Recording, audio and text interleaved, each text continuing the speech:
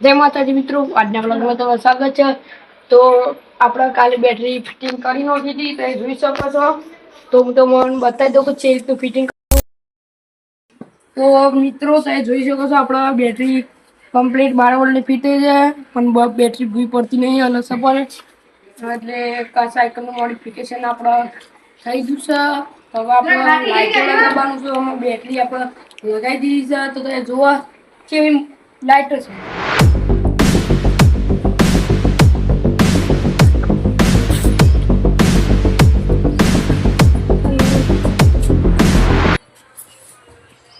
મિત્રો તમે જોઈ લાઇટો કેવી શું। હવે આપણે આપણી સાયકલના અંદર ફિટ કરશું અને તમને ચાલુ કરીને બતાવીએ।